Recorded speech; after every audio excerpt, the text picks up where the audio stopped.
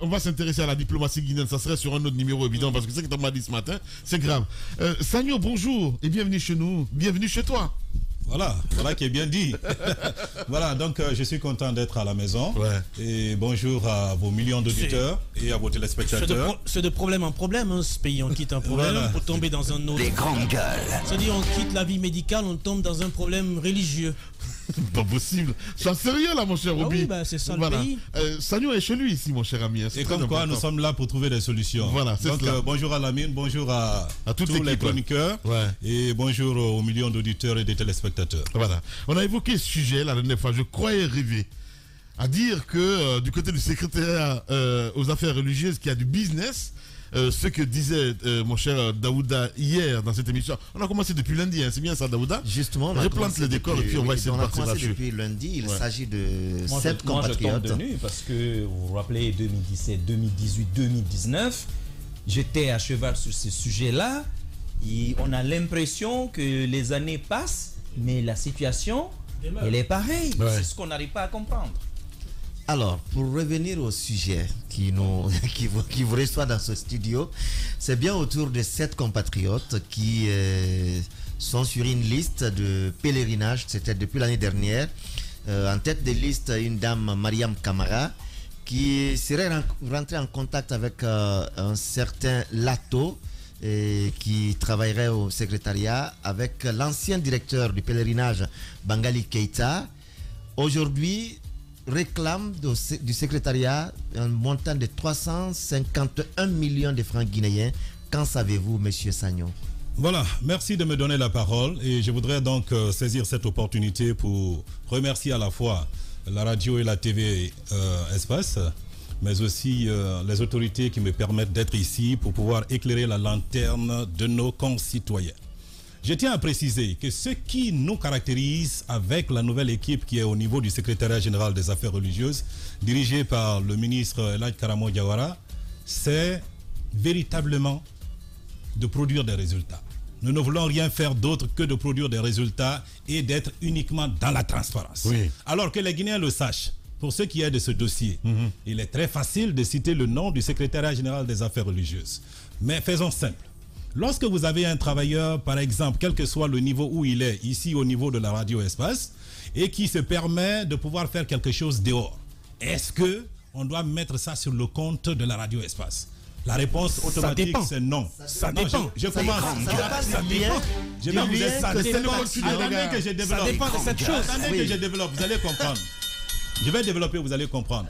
Alors, pour que nos concitoyens soient bien situés, le CABA en question est un chargé d'études qui se trouve effectivement, donc un fonctionnaire du secrétariat général des affaires religieuses, qui est l'un des 29 départements ministériels. Ce qui s'est passé, c'est que l'année dernière, il a pris de l'argent avec des dames qui sont des commerçantes. Oui. Le montant de 43 millions chacune. 7 dames, 43 millions fois 7. Donc quand nous avons diffusé le communiqué, parce que les 43 millions représentaient le tarif du Hajj en 2019. Donc comme en 2020 et en 2021, il n'y a pas eu de Hajj, donc en 2022, sur la base du tarif de 2019, il a demandé 43 millions de francs guinéens à ces dames qui ont donné. Et après, quand le communiqué a été diffusé, il est revenu vers ces dames pour leur dire, voilà, cette fois-ci, ce n'est plus 43 millions, maintenant c'est 60 millions. Donc, donnez-nous le complément. Donc les bonnes dames ont donné non seulement les 17 autres millions de francs guinéens, mais elles ont aussi donné leur passeport. La question qu'il faille se poser, c'est de savoir pourquoi est-ce que, Djiba le disait hier, je tenais à le remercier pour cela, les autorités actuelles ont pris d'énormes dispositions. Et comme vous le savez, moi je suis le chef de l'administration, nous n'avons autre objectif que de produire des résultats. Et ces résultats veulent dire quoi? Veulent dire qu'il y a des procédures. Les procédures, c'est simple. Vous-même, vous le disiez hier. Il faut payer le montant au niveau de la Banque centrale. Monsieur Sagno, vous arrivez à la conclusion. Oui. Développons d'abord. Voilà, ok. Non, l'introduction. Si vous avez le temps, pas de problème. L'introduction. Je trouve qu'il est allé trop vite à la conclusion. Mais toi, tu es au développement. Moi, je veux qu'on revienne à l'introduction. Ok, parfait. Il a posé une question au départ. Et moi, je ne partage pas la conclusion, la réponse que vous apportez à votre questionnement. lorsqu'un agent de l'État, travaillant pour l'État, bonne et due forme, agit, même si c'est de son propre chef, mais lorsqu'il agit bien en préciser. dehors donc du département, mais au nom ou en tant que travailleur, en tant qu'employé du département, souffrez que nous on questionne le département. Et c'est ce que nous disons. Donc sur votre question, moi je ne suis pas d'accord que le département dise ça ne nous regarde pas, ça regarde un citoyen et pas nous. Je pense que c'est une situation à nuancer. En la matière, la responsabilité civile de l'État peut même être engagée à charge pour l'État de se retourner contre son agent. Oui, mais sauf qu'on n'est pas encore arrivé là. Voilà. On n'est pas encore arrivé là. L'État est responsable. Ça a été fait au nom de l'État. Voilà. Il y a quand même une responsabilité à assumer. Ce que je suis en train de dire, c'est que nous sommes dans le développement. Bien, maintenant, on est dans le développement. Maintenant, dans ce développement, M. Sagnon, dans le développement, M. Sagnon, et quand vous citez Aboubakar Kaba d'Ilato, vous l'avez présenté comme un fonctionnaire du secrétariat, mais il y a également Bangali Keita, qui est ancien directeur du pèlerinage, qui est aussi cité dans cette affaire. Il y a Madame Oumou Kamaradi, Madame Tal, qui est syndicaliste. Madame Adja Oumou. Adja Oumou, qui est présentement d'ailleurs, on nous apprend, qui est présentement d'ailleurs à la Mecque. Non, elle n'y est pas. Alors, on nous l'apprend ainsi. Non, elle n'y est pas, oui. Alors, vous connaissez ces trois personnalités qui sont quand même des personnalités, des responsables, à quelque niveau qu'ils soient, mais quand même du secrétariat. En quoi la responsabilité du secrétariat peut être dégagée dans cette situation? Sauf que je n'ai pas jusque-là dit que la responsabilité du secrétariat général était dégagée. J'étais en train d'expliquer ce qui s'est passé. J'ai précisé clairement que le sieur Kaba est un chargé d'études, donc un fonctionnaire du département. C'est ce que j'ai dit. Et les conditions dans lesquelles il a œuvré, je l'ai aussi précisé. Sauf que quand le dossier a été porté à notre connaissance, à ma connaissance, puisque je suis le chef de l'administration, le lendemain, c'est-à-dire aujourd'hui par exemple, et dès le lendemain, le dossier a été judiciarisé. Automatiquement. D'accord. Or, vous connaissez la séparation des pouvoirs. Dès l'instant où il y a séparation des pouvoirs, cela veut dire qu'on ne peut rien faire dans ce cas de figure. Et l'autre chose, on aurait pu prendre une procédure administrative. Mais sauf qu'on n'avait rien de clair dans le dossier. Ce n'était que des supputations. Vous avez parlé de Madame Tal. Il n'y a pas de preuve palpable en tant que telle. Pas de reçu. Il n'y a pas de reçu. Ce qui s'est passé, c'est que ce sont des connaissances. C'est des proches parents, entre guillemets, de ce sieur Kaba. Comme ça se fait chez nous.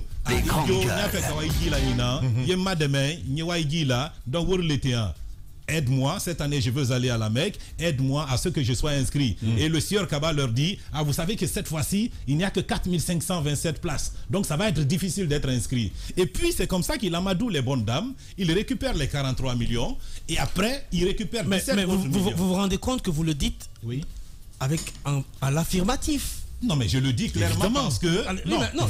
mais quand tu dis qu'il n'y a pas de preuve, non, parles à l'affirmatif. Ne va pas sur ce terrain, s'il te plaît. Mais non, attends.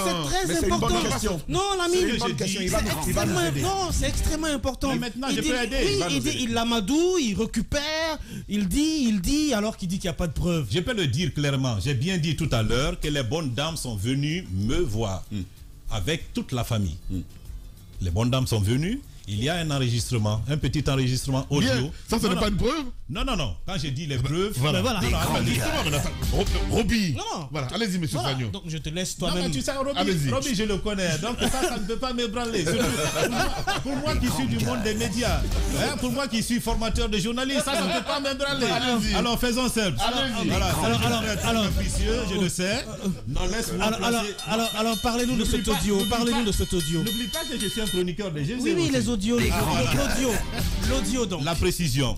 L'audio, c'est que vers la fin, il y a le fils de l'une de ces dames qui s'est rendu compte de la supercherie, et carrément vers la fin, et qui a commencé à enregistrer les dernières conversations avec les dames. À la fin. Mais ce qui était déjà donné, l'argent qui était remis à ce supposé Lato, il n'y avait pas autre chose, il n'y avait pas de preuve. C'est pour ça que j'ai dit qu'il n'y a pas toutes. Il peut y avoir une preuve. Cette preuve, c'est donc cet audio. Donc, ce qui s'est passé, pourquoi est-ce que je suis affirmatif aujourd'hui? C'est parce que simplement, au mois de mars, une convocation a été envoyée au secrétariat général des affaires religieuses. Donc, pour moi qui suis le premier responsable de l'administration, je suis allé répondre en qualité de témoin. C'est pour cela que je suis affirmatif. Parce que ce qui est dressé là dit clairement que ce montant a été remis à ce sieur Kaba. D'accord. C'est pour ça que je suis affirmatif. Oui. Voilà. Donc à partir de là, la responsabilité du département ne peut pas totalement être engagée. Même si au plan civil, on peut en parler. Ouais. Mais nous considérons, et d'ailleurs c'est ce que j'ai démontré là-bas, que ce soit la partie A, c'est-à-dire que ce soit les bonnes dames, ou que ce soit la partie B, le sieur Kaba, les deux sont dans le faux. Bien. Alors, l'autre point, mon cher Sagnou, évidemment, hier, on évoquait dans cette émission. Vous avez interrogé monsieur. Les deux sont dans le faux. Le faux, dit-il. Les deux sont dans le faux. Expliquez-moi. Pourquoi? Simplement parce que, je le disais tantôt, on ne peut pas aller au Hajj sans verser le tarif du Hajj au niveau de la Banque centrale. Lorsque vous avez remis de l'argent en espèces, de la main à la main à quelqu'un, cela veut dire que vous ne pouvez pas aller au Hajj. Oui, j'entendais hier quelqu'un dire...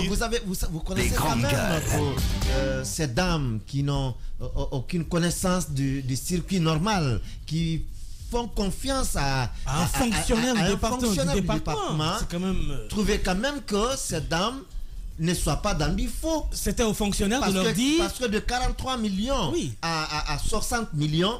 Ça veut dire qu'elles ne sont pas dans du faux. C'était aux fonctionnaires de leur dire que c'est pas la procédure, allez-y verser l'argent à la banque. La partie Kaba et autres peuvent être dans le faux, mais pas ces dames quand même. Tout à l'heure, quand je vais développer, quand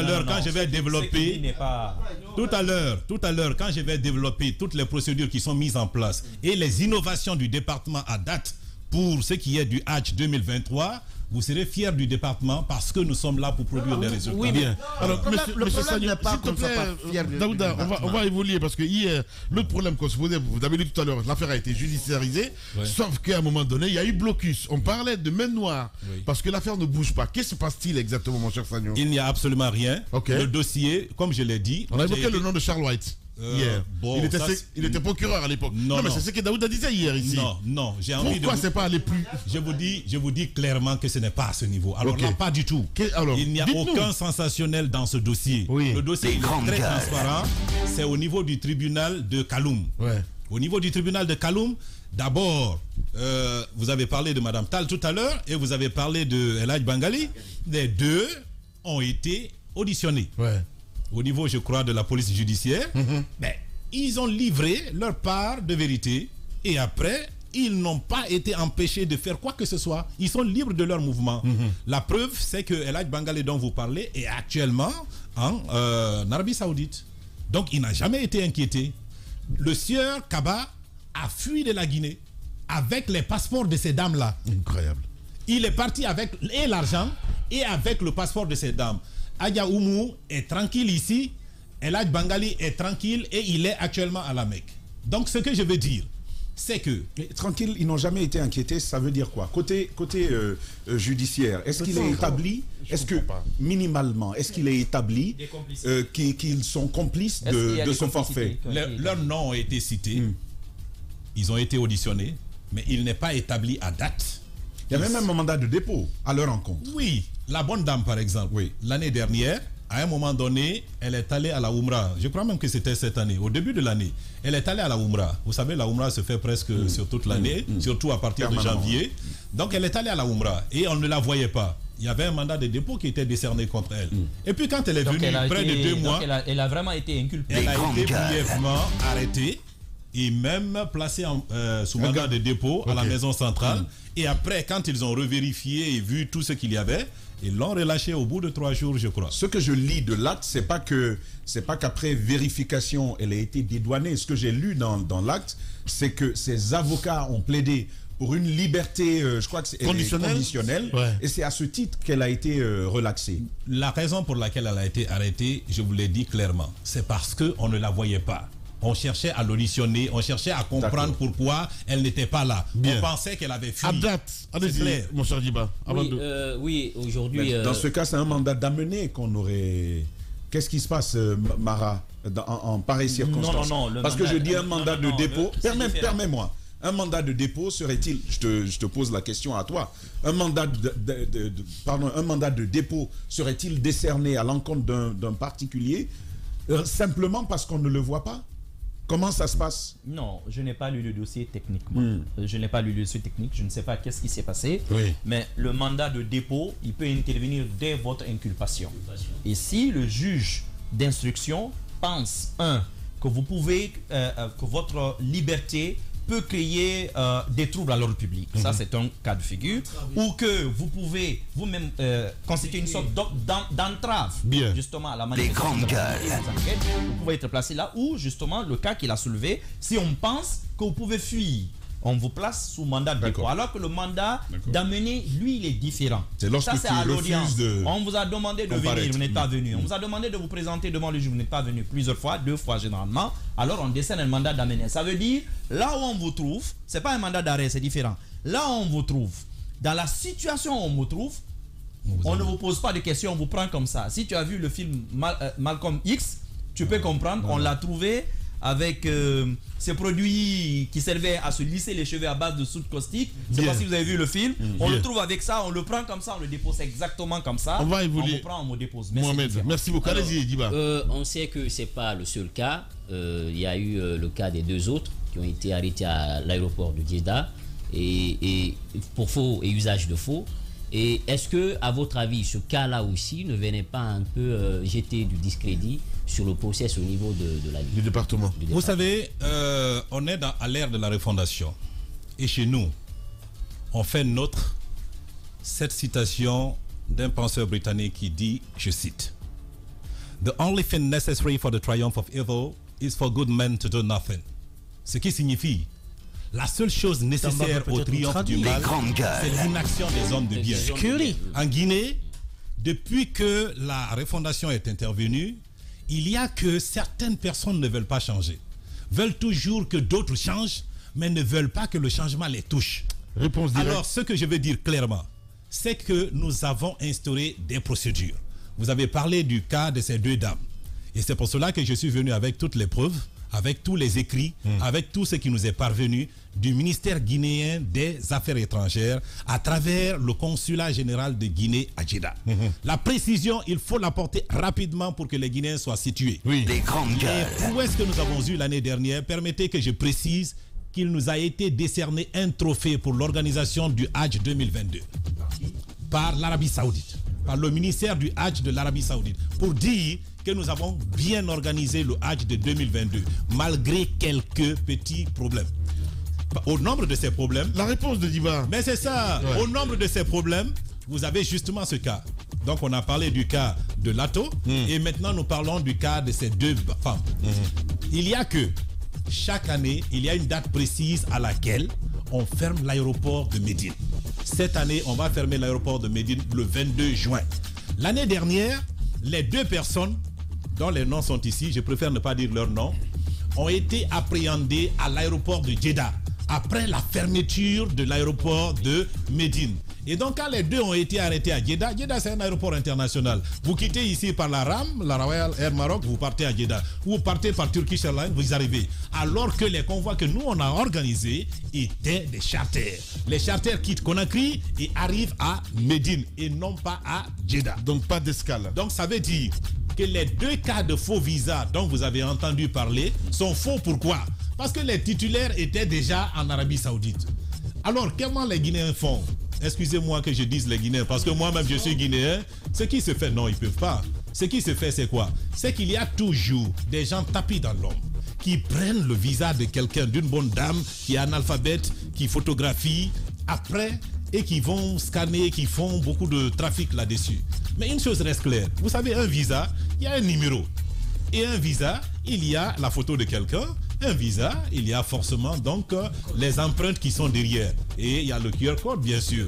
Donc, ce qui fait que quand quelqu'un d'autre prend... eh oui, c'est la nouveauté. Hein. Vous avez vu pourquoi c'est important le QR code? C'est pas les mêmes codes. Il n'y a pas de QR code. Voilà, vous comprenez? Clin d'œil à Avi. Non, j'ai préféré dire ça parce que tout à l'heure, je l'ai entendu. Vous savez, c'est un jeune frère à moi. Il est très... C'est la mine, je veux te dire. Monsieur Sagno est très habile. C'est un bon communicant. Il glisse les déloge entre les réponses. Oui, mais je suis spécialiste de communication, tu le sais. Bon, au passage, je suis professeur de communication. Voilà. Allez, on va revenir à 11h, mesdames et messieurs, avec d'autres questions, d'autres sujets à évoquer également aussi dans notre émission. Et notre deuxième invité également aussi, Koundou Waka sera avec nous. Vous restez sur Espace. 11h07, nous sommes en direct évidemment sur Radio Espace. Espace TV, le débat continue mon cher Tamba avec notre invité évidemment, Edouard Sagno, avec nous, le chef de cabinet donc, du secrétariat général des affaires religieuses. Voilà, donc nous revenons dans ce studio. Avant la pause, nous parlions de ces deux compatriotes qui avaient été interceptés du côté de l'Arabie Saoudite et donc ramenés en Guinée. Face à cette situation-là, forcément, on prend des mesures. On prend de nouvelles initiatives. Parlez-nous-en justement.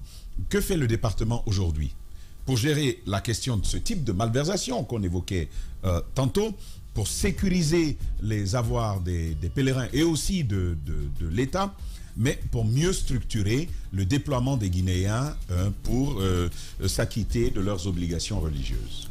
Merci vraiment. Déjà, l'année dernière, quand les choses se sont produites, que nos compatriotes sachent que ce n'est pas cette année, mais plutôt l'année dernière, il y a qu'au niveau du département, il a été clairement dit par le premier responsable que personne ne serait couvert si d'aventure la personne était reconnue coupable dans quoi que ce soit. Donc c'est ce que nous faisons. Ça, c'est la première chose. La deuxième chose, c'est que quand les deux compatriotes ont été arrêtés du côté de Djeddah, le consulat qui se trouve à Djeddah a saisi donc le ministère guinéen des Affaires étrangères, qui a saisi à son tour le département des affaires religieuses. Et moi qui suis chef de l'administration, ce que j'ai fait au nom donc du département, c'est de porter plainte au niveau de la direction de la police judiciaire. Donc après, les autorités saoudiennes ont rapatrié ces deux compatriotes. Et j'ai pas envie de mettre l'huile sur le feu, mais j'ai juste envie de dire que nos compatriotes font des choses pires, peut-être même qui n'arrivent pas à votre niveau. Rappelez-vous, et ça, c'est encore l'année dernière. Il y a que ce n'était même pas seulement ce cas de figure-là. Il y a certaines personnes, par exemple, qui sont sur le sol saoudien, qui à un moment donné sont rapatriées, mais qui ne peuvent pas retourner avant au moins 5 ans. Mais qui, encore dans le même registre, ont forcé la situation, sont venus s'enregistrer normalement comme des pèlerins normaux. Et quand c'est comme ça, nous, ça ne dépend pas de nous. Ça, vous le savez bien. Ils vont comme des pèlerins normaux et une fois sur le terrain, au service de l'immigration, ça sort.